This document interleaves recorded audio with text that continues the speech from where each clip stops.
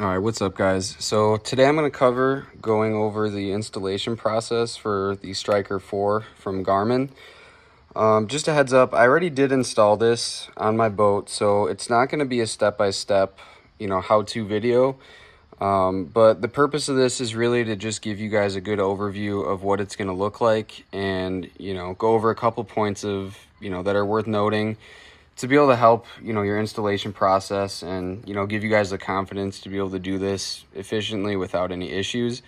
So with that being said, let's get started. All right, so this is what it looks like when it's all put together. Again, it did come with its own mounting system. I just went with this gooseneck. You're able to move it, manipulate it to whatever angle you want. I just found that works better. But just to make this simple, once again, you have your transducer cord. So that's what's going to run to the actual transducer. That's going to give you your depth and your imaging as far as fish and weeds and everything. And then you have your power cord that runs to your battery. Again, the only thing to know with that power cord is, your black one goes to your negative, and that other one with the quick disconnect is going to be your positive. And that's it. Once you get all that set up and you're connected to your battery, you hold your on button and it should turn on and work just fine for you. Hope this helps. Then one thing I do want to mention, so on the monitor here, you have your two cords like I mentioned. One of them is going to be your power cord that goes to your battery.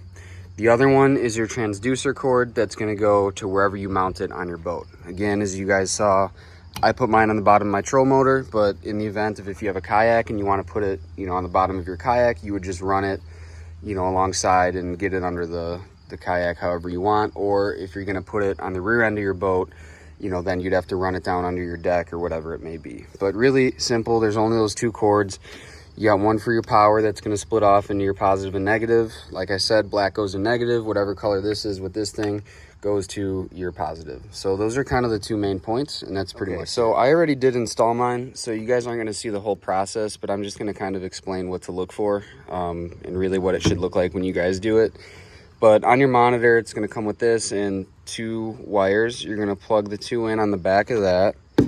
And then on the actual directions, it's going to have a little diagram, and it's going to direct you guys to take your one wire to your transducer, which is going to be mounted on the bottom of our troll motor here. They give you like a bigger zip tie that you can use. There's nothing wrong with it, but I did end up going with a hose clamp.